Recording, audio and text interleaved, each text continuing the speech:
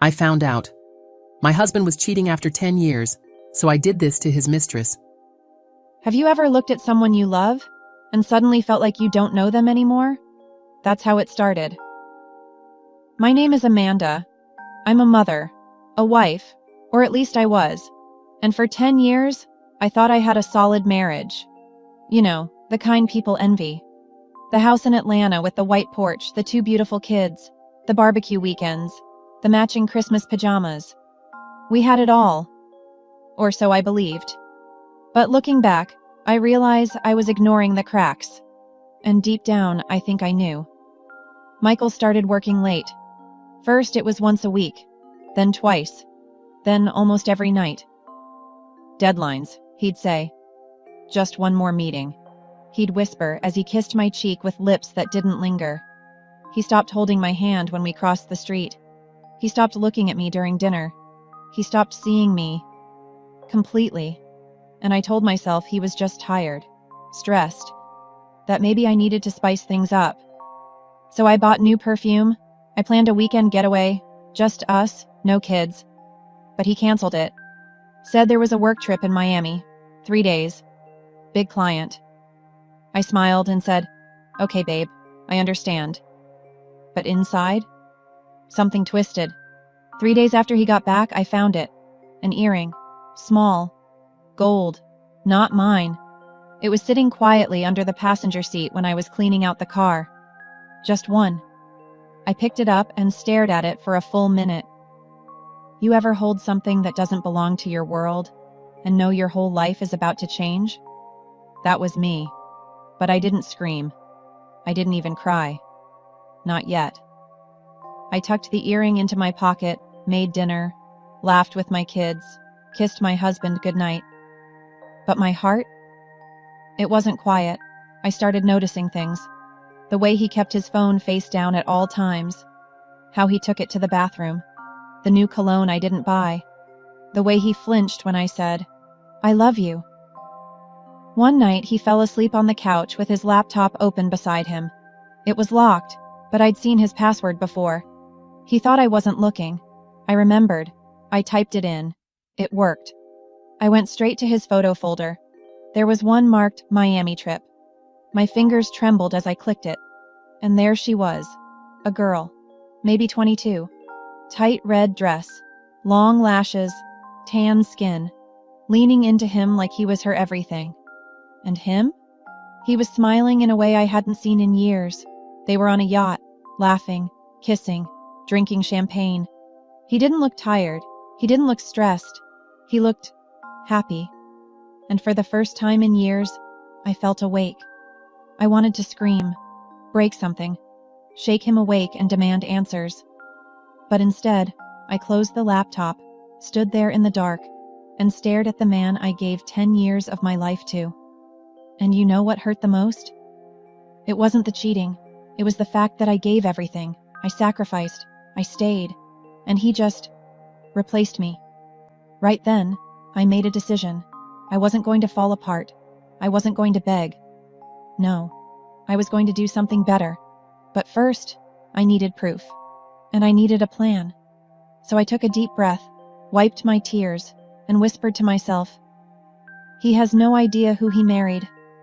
Where are you watching from? Let me know in the comments. Because this story's just getting started." You ever smile at someone while secretly building a storm behind your eyes? That was me. For a week, I acted like nothing changed. I cooked his favorite meals. I laughed at his dry jokes. I kissed him goodbye every morning like I always did. But inside, I was gathering fire. Because when someone breaks your heart after 10 years of loyalty, you don't just cry and move on. No, you get smart. You collect your pain and sharpen it into a weapon. And that's exactly what I did. I started with his phone. Not to snoop, not at first, just to observe. Michael had this habit. When he showered, he played music from his phone. Left it on the sink. Locked, of course. But I knew his passcode. He didn't know I knew, but I did. That man used the same 4 digits for everything. Our wedding date. Irony, huh? So one evening, while the water was running and he was humming to some old-school Usher, I unlocked his phone, heart pounding, hands sweating. I went to his messages, and there she was. Tasha. I opened it. Last weekend was everything, still tasting you. I hate pretending when I know you belong with me. Did you delete the pics, just in case? I felt sick, but I didn't cry. I couldn't afford to. Not yet. I screenshotted everything. Every message, every photo, every emoji, sent them to my email, then deleted the screenshots from his gallery, covered my tracks like a pro. Audience, what would you have done in my shoes? Tell me in the comments. Because this wasn't even the worst part. You see, I wanted to know who she was. Tasha, young, bold, clearly stupid enough to think my husband was her man. So I searched her number on WhatsApp. Her profile pic popped up immediately. She was gorgeous, not gonna lie. But her bio? God don't like ugly. I laughed out loud, in the middle of my kitchen. I laughed so hard I nearly dropped his phone. Baby, you okay? He called from the shower. Yeah, I called back. Just reading something funny. And I was. Her whole existence was a joke. But it wasn't just about her. It was about me. I gave this man everything. My youth, my body, my time, my love. And he was out here kissing 22-year-olds on boats while I was folding his socks and teaching our daughter how to read? Nah, I wasn't going to just leave. I was going to make him regret it. So I printed the screenshots, bookmarked the photos, wrote down every time he said he had work trips. And then I called a lawyer. A good one. A woman. I told her everything. She told me 2 things. 1. Don't confront him yet. 2. Collect more. Much more. So I did. I started tracking his lies, setting him up with questions I already knew the answers to, watching him fumble like a boy who couldn't keep his stories straight. And every time he lied, I smiled wider. You know what they say, hell hath no fury like a woman who gave a decade of her life to the wrong man. He didn't know what was coming, but I did. You ever walk into a room and feel like time slows down? That's what it felt like when I saw her, Tasha, in real life. Let me back up. After collecting weeks of proof, texts, emails, phone logs, even hotel receipts, I was ready. But I didn't want to just throw the truth at Michael and walk away. No, that would have been too easy. I wanted both of them to feel it. So I did something bold. I messaged her. Yep. I created a fake profile. No real name. No picture. Just a simple message. I know what you've been doing with Michael. Meet me at Leona's Cafe this Friday at 6 p.m. Come alone. If you care about your future, show up. I didn't think she'd reply, but she did. Who is this? I left it on read. That Friday, I got to the cafe 20 minutes early. I chose the booth in the corner, dim lighting, quiet enough to hear every breath. And then, she walked in. Tasha, wearing a tight crop top, high-waist jeans, heels that clicked like she owned the ground. She looked around, confused, sat down, checked her phone, waited. And then I stood, walked right over, pulled back the chair, sat across from her. She blinked. Wait, who are you? I smiled. Hi, Tasha. I'm Amanda, Michael's wife. Her jaw dropped. I wish y'all could have seen her face. Her mouth opened, then closed, like she was searching for the right words in a room full of wrong ones. I let the silence hang. Wife? She finally stammered. But he told me you were...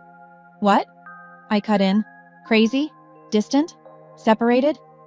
She nodded slowly, like her brain was rewiring itself in real time. I leaned in.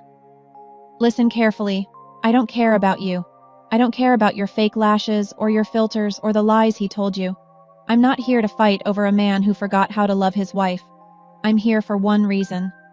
She swallowed. What's that? I pulled out a crisp manila envelope from my bag, laid it on the table. Divorce papers. Her eyes widened. This is for him, but I want you to hand it to him. She flinched. Why would I? Because, I said, He told you you're his future, so let him see his past walking away. From your hands. She stared at the envelope like it was ticking. Why are you doing this? She whispered. I sat back, looked her dead in the eye. Because he had the nerve to cheat, and still come home like nothing happened. Because I spent 10 years building a home while he was out building secrets. And because you thought you were winning something, but all you got was my leftovers. Silence. I stood up. I'm done crying, done waiting, done doubting my worth. He can have you, and you can have him. I walked out without waiting for her reply. And you know what? As I stepped into the night air, I felt free. But don't get it twisted. I wasn't done yet. This was just the beginning. You know that moment when everything goes quiet, right before the storm hits? That was my kitchen that night. Quiet. Too quiet. The house smelled like lemon-scented cleaner. The lights were soft, just how he liked them. The table was perfectly set. Fork, knife, napkin, even a cold glass of his favorite sweet tea. But right in the center, laid out like a gift, the envelope. The same one I handed to his mistress, now returned to where it belonged, on our dinner table, in his house, where he betrayed me. I stood at the window and waited. At 6:42 p.m., I heard his car pull into the driveway. My heart pounded, but not from fear, from freedom. He walked in whistling like life was good, like he hadn't lit our marriage on fire and danced around the ashes. Smells good, babe, he called out. What's for dinner? I didn't answer. I just kept standing there, arms crossed. He walked into the kitchen and stopped, dead in his tracks. His smile vanished when he saw the envelope. He looked at me, then back at it. What's this? He asked. I didn't move. Open it. His hands trembled slightly as he pulled the papers out. Read the top line. Petition for divorce. His whole face changed. Confusion, shock, then that fake little chuckle. Wait, what is this? Some kind of joke? I tilted my head. Do I look like I'm joking? Silence. He blinked hard. Amanda, hold on. Can we just talk about... I cut him off. Oh, now you want to talk? After 10 years of my loyalty? After sneaking around with Tasha like I'm blind and dumb? His mouth opened, then closed, then opened again. You talked to Tasha? He finally said. I smiled, but it didn't reach my eyes. She gave you that envelope. At a cafe. Remember? He looked like I'd slapped him. I walked toward him, slow and steady. You lied to me. Every I love you. Every work trip. Every late night. You fed me garbage while I was serving you faithfulness. His voice dropped low. Amanda, I made a mistake. Mistake? I laughed, but there was no humor in it. Dropping a glass is a mistake. Losing track of time is a mistake. You chose this. He shook his head. Please, let's fix this. I walked over, picked up the divorce papers, and handed them back to him. You can't fix a house that's already burnt down. Audience, if you were me, would you have forgiven him? Drop your answer in the comments. Be honest. He stood there, stunned. And I was done. Done with tears. Done with begging. Done with waiting for someone who already walked away long ago. But just when I thought the scene was over, he said something that stopped me cold. I didn't just cheat with her. I turned around slowly. What did you say? He lowered his head. I've been seeing someone else too. Another one? Another woman? I felt the floor shift under me. You have more? He didn't answer. And right then, I knew. I hadn't just been betrayed. I'd been living with a stranger. I stood there frozen. He had just said it. I didn't just cheat with Tasha. There's someone else. My legs went numb. My fingers curled into my palms. I swear I forgot how to breathe. Another one? I asked, my voice shaking. He wouldn't meet my eyes. That told me everything I needed to know. I whispered, "Who is she?" His jaw clenched. I didn't want you to find out like this." "Too late for that," I said coldly. "So, who is it?" He paused. "You know her." I blinked. "Wait, what?" My heart pounded. "What do you mean I know her?" I asked slowly. He finally looked at me, and his eyes, they were full of guilt, full of fear. "It's someone from your job," he said. "Her name is Tamika." "Tamika?" I gasped. No way. Not Tamika. Tamika was my coworker, my friend, the one who came over for Sunday brunch, who held my hand when I was sick, who cried with me when my mom passed. I felt sick. "You slept with Tamika?" I whispered. He stepped forward. "Amanda, I swear it didn't mean anything. It was a weak moment. I messed up. I messed up bad." I backed away like he was poison. Tears were stinging my eyes now, not the soft, sad kind. No, these tears were fire. "You didn't just cheat on me, Michael," I said, my voice cracking. "You stabbed me in the heart with people I trusted." I wanted to scream, to throw something, but instead I stood tall. "You're disgusting," I whispered. "And you think this is over?" He looked confused. "What do you mean?" I haven't even started. Because what he didn't know was that Tamika had once told me something strange, something that made no sense back then. But now it made everything clear. Let me take you back 3 months. One day, Tamika and I were working late, just the two of us. She was quiet that night, nervous. At one point, she looked at me and said, "Amanda, if a friend hurt you, would you want to know? Or would you rather live happy in the lie?" I remember laughing it off. I said, "Girl, if somebody hurt me, I want the truth. Always." She looked like she was going to say something else, but she didn't. Now I know why. What would you have done if your friend was secretly with your husband? Would you confront her? Let me know in the comments, because I was about to do something no one saw coming. I picked up my phone, found her name. Tamika, work bestie. I stared at it for a second, then pressed call. She answered on the second ring. "Hey girl," she said, too cheerful. I didn't waste time. "Tamika," I said coldly, "I know everything." Dead silence. Then, click. She hung up. No apology, no denial. She ran, and that's when I knew she was guilty.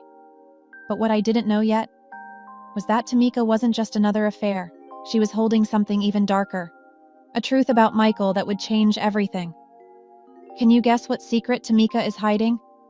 Drop your prediction in the comments before you hear the final twist. Because in Chapter 6, I find out. And what I uncover? It shook me to my core. It was the morning after Tamika hung up on me. I hadn't slept. I'd stared at the ceiling all night, heart thudding like a drum, eyes wide open, asking myself the same question. What else are they hiding? And then, a memory hit me. 2 months ago, Tamika missed work for a whole week. She told us she had the flu, but when she came back, she looked different, weird, nervous, fragile. She had this glow, like something had happened, but no one dared ask. Now I knew why. Viewers, have you ever ignored a red flag in someone you trusted? Tell me in the comments. Because I ignored mine, and I was about to pay for it. I drove to her apartment. My hands were shaking on the wheel. When I knocked on the door, she opened it slowly. She looked like a ghost. No makeup, hair in a scarf, eyes tired. "Amanda," she said quietly. I stepped inside without a word. And then I heard it. A soft cry, coming from the other room. My whole body froze. It was the sound of a baby. I turned to her slowly. "Whose baby is that, Tamika?" She swallowed hard. Tears welled up in her eyes. "I didn't want you to find out like this," she whispered. I took a step closer. "Is it his?" Her silence was the answer. I walked into the room, and there he was, a tiny baby boy, no more than a few weeks old. wrapped in a blue blanket, sleeping peacefully. And on the nightstand, a framed picture of Michael, holding him, smiling, like they were a family. I gasped so hard I nearly fell backward. He didn't just cheat, he made a whole baby, with my best friend. 10 years of marriage, and he was playing house behind my back. You let me cry on your couch while you were pregnant with my husband's child? I asked, my voice trembling. Tamika was sobbing now. I didn't mean for it to happen. He said he was going to leave you. He said he was unhappy. I stared at her. I had no more words, no more tears, just clarity. That man, that life, it was dead to me. I left that apartment and never looked back. I filed the papers.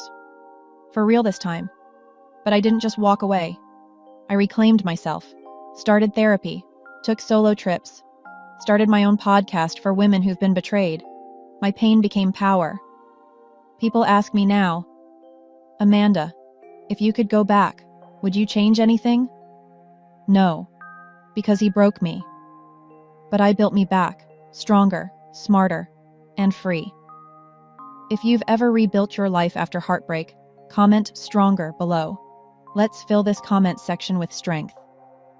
Because this isn't just a story about betrayal.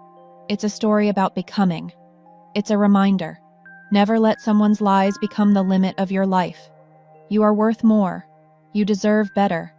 And if you're watching this from anywhere in the world, just know, this girl right here, she made it out. And you can too.